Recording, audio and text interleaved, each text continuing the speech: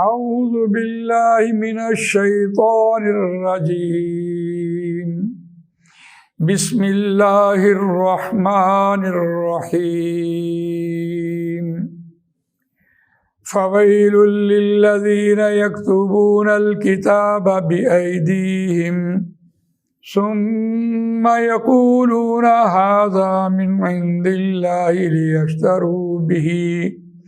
ليشتروا به ثمنا قليلا فويل لهم مما كتبت أيديهم وويل لهم مما يكسبون آمنت بالله صدق الله العظيم رب اشرح لي صدري ويسر لي أمري واحلل عقدة من لساني يفقهوا قولي اللهم أرنا الحق حقا وارزقنا اتباعه وَأَرِنَا الْبَاطِلَ بَاطِلًا وَارْزُقْنَا اجْتِنَابَهُ آمین یا رب العالمین۔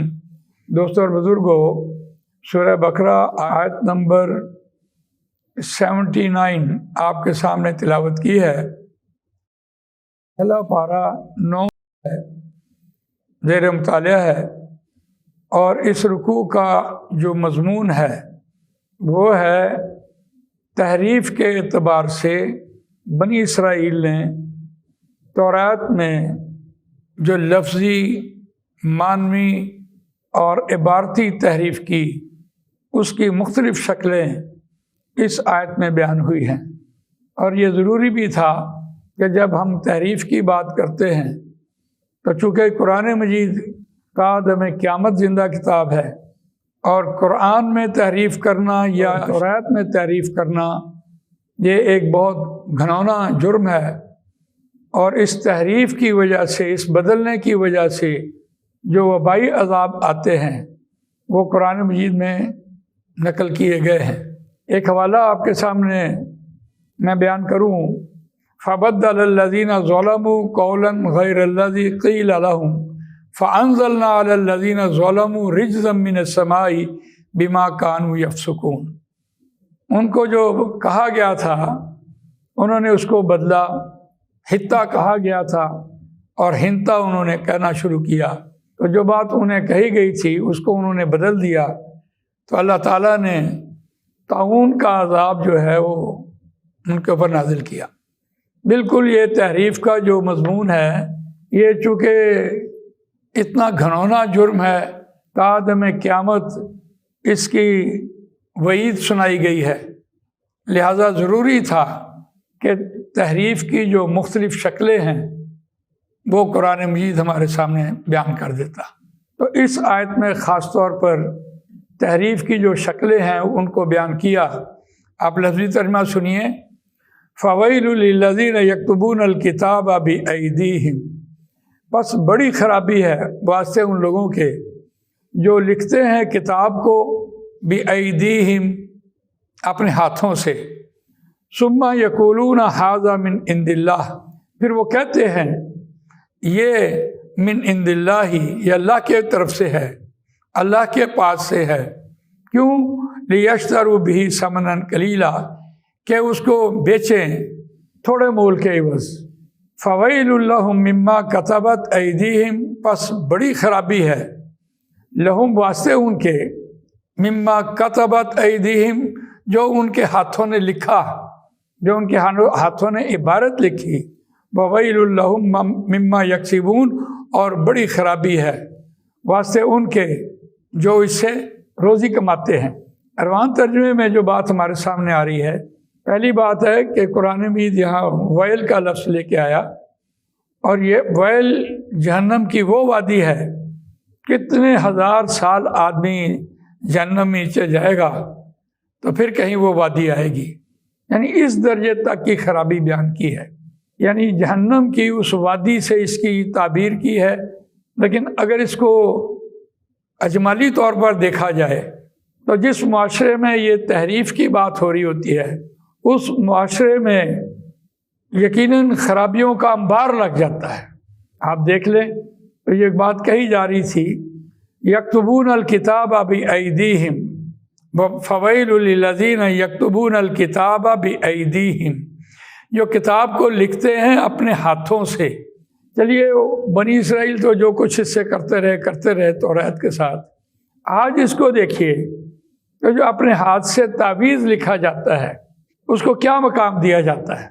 آپ تعویذ کھول کر دیکھیں، اس میں کچھ ہندسے لکھے ہوتے ہیں یا ایسی عبارت لکھی ہوتی ہے جو پڑھی نہیں جا سکتی، اور شاید وہ لکھنے والے کو بھی پتہ نہ ہو کہ اس نے کیا لکھا ہے. لیکن تعویذ دینے والا اس سے جو روزی کما رہا ہوتا ہے، اور جو تعویذ لینے والے کا اعتقاد ہوتا ہے وہ اس کو مقدس کتاب سمجھتے ہیں. یعنی آپ دیکھیں جب بیت الخلاء میں جاتے ہیں تعویذ باہر رکھ کے جاتے ہیں، تعویذ اگر پہنا ہوتا ہے تو اس کو بھی اتار دیتے ہیں. تعویذ کی اتنی عزت، اتنا احترام کرتے ہیں جیسے کہ ہم قرآن مجید کا کر رہے ہوتے ہیں، اس درجے تک. اور اس کا نہ ترجمہ سمجھ آتا ہے نہ لکھا ہوا پڑھا جاتا ہے، اور منسوب وہ کتاب سے کر رہے ہوتے ہیں. تو اس اعتبار سے اس کو دیکھیں کہ جو لوگ اس سے روزی کماتے ہیں ان کے لیے وعید سنائی جا رہی ہے. فویل للذین یکتبون الکتاب بایدیہم ثم یقولون ھذا من عند اللہ. پھر وہ یہ کہتے ہیں کہ یہ اللہ کی طرف سے ہے. یعنی ان کا یہ کہنا کہ اللہ کی طرف سے ہے تو یقیناً وہ قرآن مجید کے ساتھ اس کو منسوب کرتے ہیں، مقدس کتاب کے حوالے سے منسوب کرتے ہیں، اس کی اتنی عزت کرتے ہیں، اس کا اتنا احترام کرتے ہیں، اور اس پر ان کا اتنا عقیدہ ہوتا ہے کہ تعویذ سے ہماری ساری بیماریاں دور ہو جاتی ہیں. اور اس سے جو روزی کا سلسلہ چلتا ہے وہ تو کہنے والے کہتے ہیں کہ جی ہم لیتے کچھ نہیں. بھائی نہیں لیتے تو حسب استطاعت تو ملتا ہے نا. کوئی غریب آدمی اپنے حساب سے دیتا ہے، جو امیر آدمی ہے وہ اپنے حساب سے دیتا ہے، ان کی تو روزی اس سے چلتی ہے. جو قرآن مجید نے یہاں کہا کہ تھوڑے مول کے عوض، تو قرآن مجید کی ایک آیت کے مقابلے میں زمین و آسمان ہلکا ہے. یہ پورا قرآن مجید اللہ کا کلام ہے. آپ دیکھتے ہیں کہ ہم قرآن مجید کی ایک آیت پڑھ رہے ہوتے ہیں اور اس کا ہم احاطہ کرنے سے قاصر ہیں. اشترا یشترو خرید و فروخت کے معنی میں آ رہا ہوتا ہے. جب اس کے بعد مفعول آ جائے تو وہ بیچنے کے معنی میں آتا ہے، یعنی انہوں نے بیچا اس کو تھوڑے مول کے عوض. اور اگر یہ خریدنے کے معنی ہو تو پھر مفعول کی ضرورت نہیں ہوتی. باب افتعال سے آیا، دیکھا دیکھی، ایک نے بھی یہ کام کیا، دوسرے نے بھی یہ کام کیا، تیسرے نے بھی یہ کام کیا. اور یہ بات قرآن مجید کے ذریعے تعویذ کا سلسلہ، لکھنے لکھانے کا سلسلہ اور یہ جادو کا سلسلہ کہاں سے چلا؟ آپ پہلے پارے کی آیت نمبر 102 پڑھیں گے.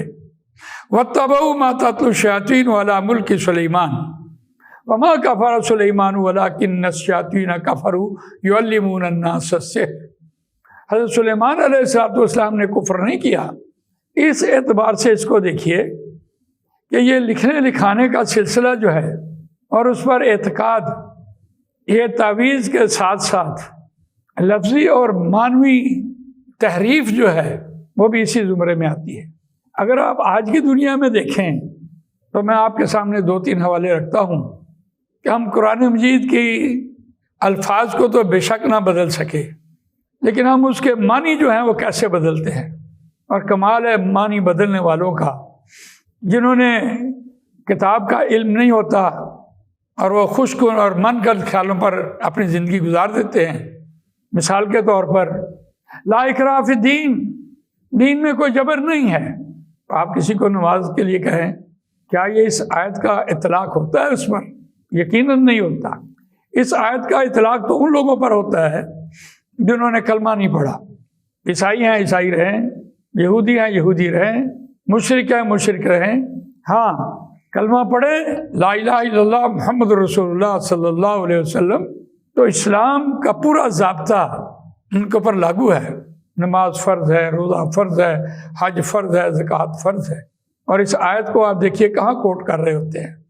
اسی طرح یضل بہ کثیرا ویہدی بہ کثیرا، یہ قرآن مجید گمراہ کرتا ہے لوگوں کو اور قرآن مجید کی ہدایت دیتا ہے لوگوں کو. اس آیت کو قرآن مجید پہ منسوب کرنا یہ بہت بڑی جسارت ہے. یہ آیت تو مثال کے مضمون میں بیان ہوئی ہے، ان اللہ لا یستحیی ان یضرب مثلا ما بعوضۃ فما فوقها فاما الذین آمنوا فیعلمون انہ الحق من ربہم اما الذین کفروا فیقولون ماذا اراد اللہ بہذا مثلا، وہ یہ سوال کرتے تھے کہ اگر قرآن مجید ہمارے لیے ہدایت اور رہنمائی ہے تو اس میں مکھی اور مچھر اور چیونٹی چھوٹی چھوٹی مثالیں کیوں دے رہا ہے؟ ہمارے شایان شان مثال دے۔ تو اس پر اللہ تعالیٰ نے کہا کہ اس مثال سے بہتے گمراہ ہوتے ہیں اور بہتوں کو ہدایت ملتی ہے۔ تو ہم اس کی آیت کو کہاں کوٹ کر رہے ہوتے ہیں؟ جیسے لا تقربوا الصلاۃ وانتم سکارا، ہم لا تقربوا الصلاۃ تو کہہ رہے ہوتے ہیں نماز کے قریب نہ جگاؤ، لیکن یہ نہیں کہہ رہے ہوتے کہ جب تم نشے کی حالت میں ہو۔ تو ہم نے قرآن مجید سے اس کے لفظی، معنوی اور عبارتی جو تحریفات کرنی شروع کی ہیں، قرآن مجید نے وہاں ساری اس اعتبار سے گن کر ہمارے سامنے بیان کی ہیں کہ ان کے لیے بہت بڑی خرابی ہے کہ وہ معاشرے میں اگر ایسی باتیں عام کریں تو معاشرہ پھر راہ راست پہ نہیں آ سکتا۔ وہ جہنم کی اس وادی کو اس خرابی سے تعبیر کیا گیا ہے، فویل لہم مما کتبت ایدیہم، بس بڑی خرابی ہے واسطے ان کے جو ان کے ہاتھوں نے عبارت لکھی ہے، کوئی ایسی کتاب لکھ دی ہے جس کے ذریعے ان کی وہ رائلٹی ملتی چلی جاتی ہے، اور جتنی بار چھپتی ہے اتنی بار اس کو رائلٹی ملتی ہے، ایک نئے روزی کا سامان بنا ہے، اور ایسی باتیں اس میں لکھ دی ہیں جو حقیقت کے خلاف ہوتی ہیں، اور شیطانوں کے چیلے اس کو لے کر بیچ رہے ہوتے ہیں، قصے کہانیاں جن کا کوئی وجود نہیں ہوتا۔ جیسے ہم نے سنا ہوا ہے، آپ بھی سنتے ہیں کہ حضرت یوسف علیہ السلام وہ 14ویں صدی کے علماء جو بھیڑیے کی شکل میں ہوں گے، ایسی باتیں کچھ میں نے سنی ہیں۔ تو اس اعتبار سے دیکھیں قصے، واقعات، ہر نبی کے بارے میں انہوں نے واقعات بنائے ہیں، قصے کہانیاں بنائے ہیں، اور ان سے وہ جو تعویذات کا سلسلہ چلا ہوا ہے کہ آپ ایک اللہ کا نام ہے اتنی بار پڑھیں آپ کو یہ فائدہ، آپ یہ سورت جو ہے اس غرض کے لیے آپ پڑھیں تو یہ آپ کے سارے کام حل ہو جائیں گے۔